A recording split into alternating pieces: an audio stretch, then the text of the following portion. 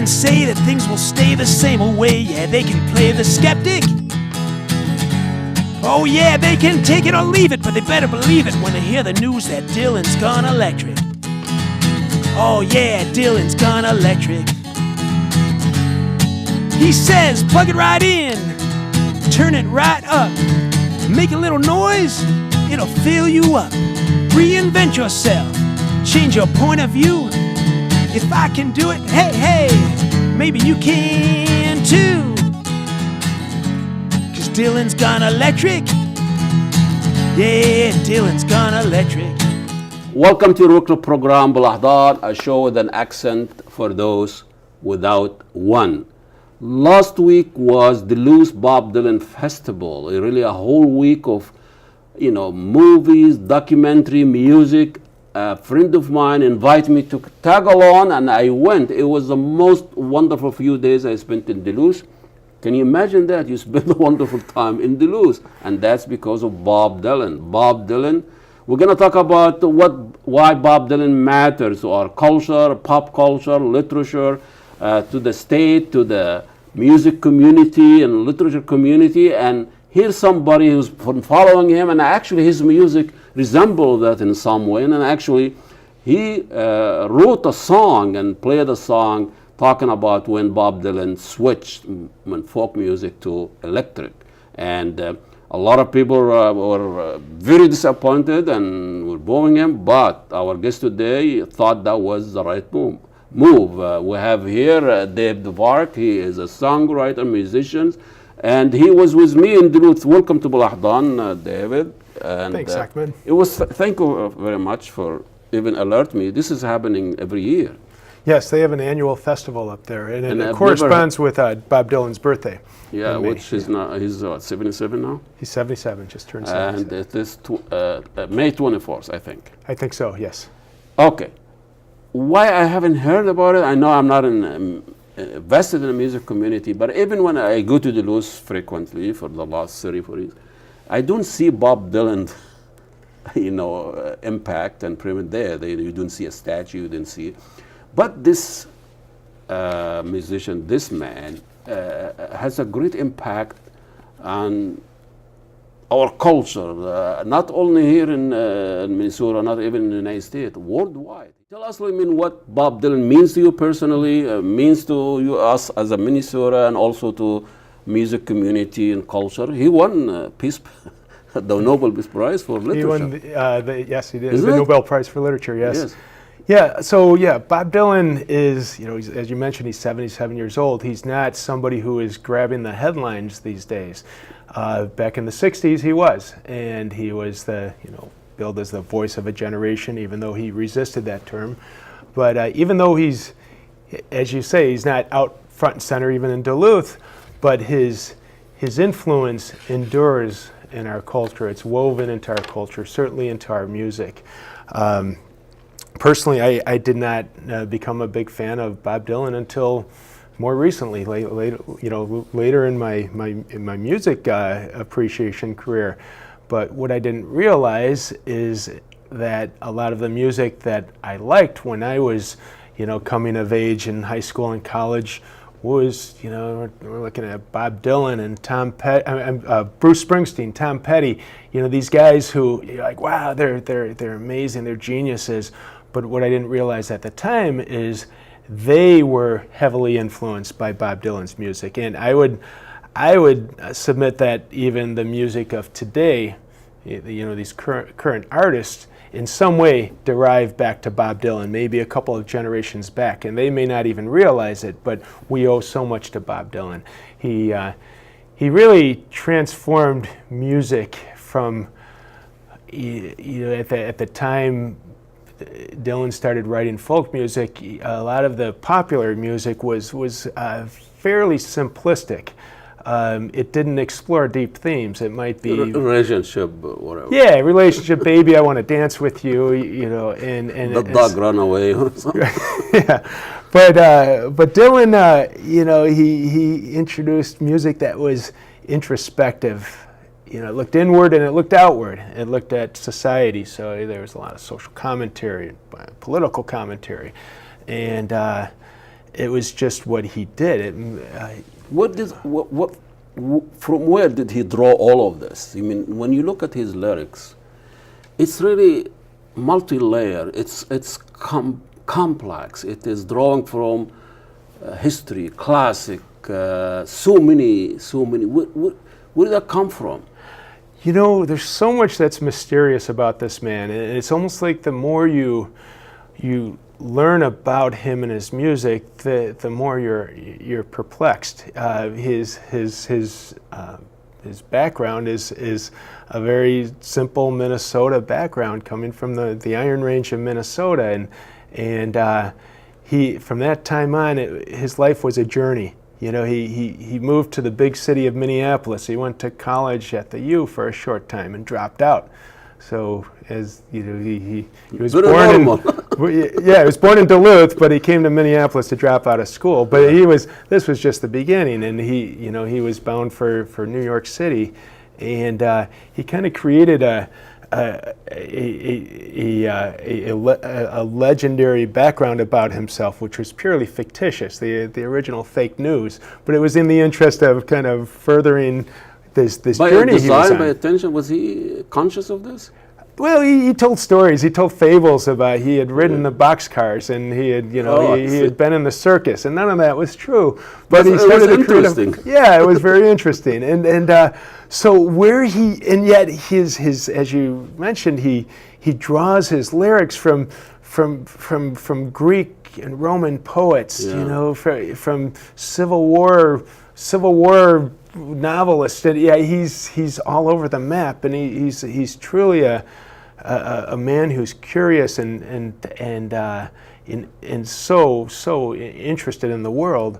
And the more you read his lyrics, the more you realize he's not formally educated, but he's truly a brilliant man. They said he kind of narrowed the gap between high culture and lower culture. I mean, this guy is, after all, is still a song. You know, it's 3 minutes, some lyrics, but it was looked at as like literature. It's a high culture. It looks like poetry. And so tell us, did he get the respect of, a lot of people were really surprised by winning the Nobel Prize for literature, would his lyrics stand alone without music as a poetry, as a high culture, complex literature? Absolutely. My producer, Don Strong, very kindly gave me a book, a hardbound compendium of Bob Dylan's lyrics, and it's like 800 pages long. And each page, you turn the page, you read the lyrics without music, and every line, is just astounding. And so it is high art. And so he's a real enigma. He can quote Ovid and Homer. Some people say plagiarized. Or some would say plagiarized. On the other hand, he can take on the persona in his songs of a farmer in South Dakota during the Depression, and so he can easily shift shapes. I was playing a songwriting event with a young guy who covered a Dylan tune, and the Dylan tune is Maggie's Farm, and it's about a working class man on a farm, and this young songwriter who didn't know a lot about Dylan said, "Boy, I wonder, Dylan must have worked on a farm, and I'm thinking, I don't think he did, but and that's also so cool because he express and reflect experience he never been there. I mean, this must like his own interest in human nature, interest in history, interest in the human condition. I think that's probably what he does best is he encapsulates what it's like to be a human being. And he brings something like mundane human relation, but the way he looks at it, the way he brings, and I remember living in this country. I mean, I didn't know I was interested in music that much. My interest in him as a symbol in the '60s, what he stands for, not so much for his music. But I start paying attention to him, and You know, the answer, my friend, is blowing in the wind. And every time I have challenge here as an immigrant, as somebody, and I want to give up, I want to say, and I think about this song, and I think deeply about, dig deep and see, you know, find a way for answer how many times a man has to cross and how many. This is an amazing imagery that he put it in just one line. Yeah. It's just plethora of imagery in one line, in the lyrics and here and there. And when he wrote that song, he was a very young man. He was in his early 20s, and he says he wrote it in 10 minutes, which he may have. Yeah. It's hard to know. It's a good story. You know, you listen to his voice, even in the early his folk, you know, era. He sounds like, he doesn't sound like a 22-year-old kid. His voice just sounds, it just has this ancient feel to it, like this old soul. It's the timeless. old soul, exactly. Yeah. But he was not received in the beginning. I mean, he was challenged and booed. And I remember a New York Times reporter, when he saw his first concert in New York, he said, it's like giving the stage to a sandpaper. You know, is that the voice they have? But he consisted, he was not taken by all this rejection, and he just kept on going. So he believed in something. He was authentic, you know, that's his voice. Yeah. And so, you know, I think he actually did, you know, from my understanding and reading of his biography, he ascended pretty quickly in the New York coffee house scene. It didn't take him all that long to be discovered and picked up by a major label. You know, and he was good at what he did, and people, you know, just really appreciated his lyrics. It was when he decided, and he was actually, you know, worldwide, you know, famous person for his folk music. Yeah. But where he really generated the controversy is when he decided to transition to a different phase. And that wasn't easy. I think his followers, the very same people that supported him all the journey of folk music, they thought he was a traitor. Yeah, a lot of his fans turned on him and booed him, and they you know, a famous scene at the end of there's a Scorsese documentary on Bob Dylan called No Direction Home. Yeah. And the closing scene shows him performing in England to a huge crowd, and somebody yells out from the crowd, "Judas!" You know, they called him a traitor. You know, his former fans. But to his credit, you know, Dylan wasn't going to do what was most popular. He was going to be true to his identity and growth as an artist. So he wasn't going to be kept in a box. And I like when the boo him here, and he looked at them and said, "Liars!" he really thought that this is not a genuine you know, rejection to him, because he believed what he's saying. Yeah. But you were moved by that transition, and you composed a song, you know, that addresses that, lend itself. Can you talk to us? Yeah, and then actually, you know, the inspiration for that song was actually that scene from that movie that I watched over and over. It's in black and white, and Dylan, you know, the crowd is just hushed because they can't believe somebody insulted the legend. And Dylan was just, you know, he was defiant. You know, he turns around to his band and he says, "You play it loud." Yeah. And he turned around and they launched into like a Rolling Stone, you know, and he just gestured out to the crowd like, "You're not going to get me off of my path." So I found in that like inspiration, not just in that, wow, this is a really cool rock and roll moment, but also there's, you know, certainly parallels, you know, in our own lives. You know, we oftentimes, our human nature, especially as we get older, is to just choose what's comfortable. And I think there's inspiration to get out of our own comfort zones and change or look at things a new way and not just do what's safe or comfortable. We're not going to talk about our train trip in Duluth, because that was interesting. There was interesting 6 hours of Bob Dylan. I've heard the whole. He wrote about 1,000 ones, 1,000 songs, something like that. We heard them all on that trip. 6-7 hours of Bob Dylan and alcohol. But you know, there was a professor, a Harvard professor, actually teaching a course about Dylan. New York Reporter says it's the coolest course in Harvard. And he wrote a book, Why Bob Dylan Matters. And tell us a little bit about what this professor is trying to do and why we spent that, I don't know, 10 years to write a book. And he comparing this guy to Odyssey, Troy. For me, a little bit stretch, to compare somebody, a living human being to, legacy of 7,000, 8,000. But it makes sense to you. Yeah, and I actually have read his book called Why Bob Dylan Matters, and it's very professorial, it's very academic, it's a little bit dry, but his main thesis is, Bob Dylan is really continues the tradition of the great Greek and Roman poets, Homer, Virgil, and actually he's gone so far. Well, Dylan has actually borrowed or stolen lines from these great texts. Spared the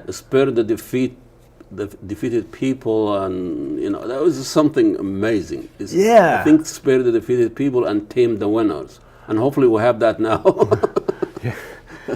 So for this reason, Dylan has been accused of plagiarism, stealing lines. And, there's a Japanese author who wrote a novel in 1991 that Dylan took some lines from, and a Civil War poet. And on the one hand, they say, "Oh man, Dylan's he's a plagiarist," but this Harvard professor's take on it is, no, this is like the great tradition of borrowing from the great people and actually paying homage to the great people who went before you. Yeah, and repurposing it for modern times. The term the Harvard guy uses is intertextualization. And don't ask me to spell this. But basically, it's like no, this is a great artist who can repurpose the great work from the past and make it relevant today. Well, thank you to David Dvorak, a songwriter and a musician, and actually he's going to perform us a song here as a treat for you guys, and we'll give him a space, and we'll see you next week. Assalamu alaikum, and God bless you all. They're into folk, they won't revoke, they'll just invoke the songs to which they listen. Well, they can say that things will stay the same old way, yeah, they can play the skeptic. They can take it or leave it, but they better believe it when they hear the news that Dylan's gone electric. Dylan's gone electric.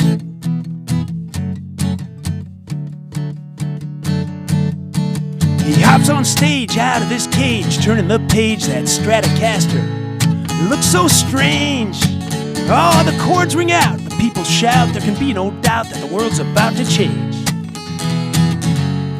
Oh yeah, he's looking so cool as he breaks the rules. There's some fools that just don't understand. They're a little behind and a little unkind, but Bobby don't mind cause he knows he's in command. He says, plug it right in, turn it right up, make a little noise, it'll fill you up. Reinvent yourself, change your point of view. If I can do it, hey, maybe you can too. Maybe you can too. You spend your days in a foggy haze, your life decays and stays in a pigeonhole. While your dreams they rust, they turn to dust, your lust for comfort suffocates your soul. Oh yeah, but you can change, rearrange, untangle your brain and travel to a different zone. Yeah, take a new stance, take a big chance on your circumstance and move like a rolling stone. All you gotta do is plug it right in, turn it right up, make a little noise, it'll fill you up. Reinvent yourself, change your point of view. If Bobby can do it, hey, maybe you can too. Maybe you can too. All right.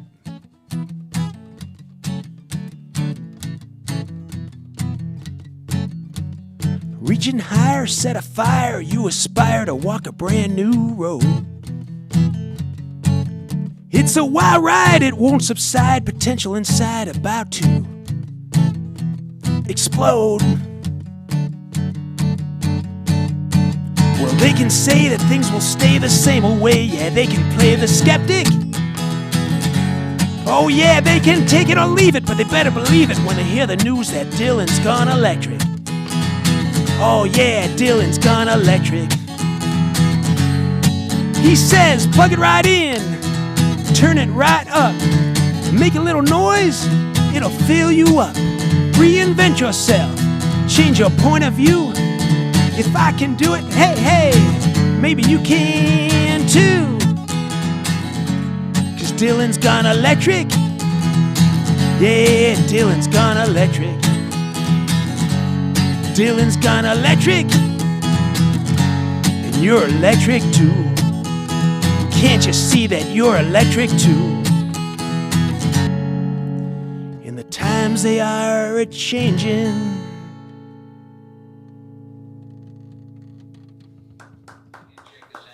Thank you so much. You are going electric too. I mean, you know, we were talking about the answer my friend blowing in the wind, and he said the 3 minutes who wrote those things. Tell us, how long did it take you to? More than 10 minutes. Yeah.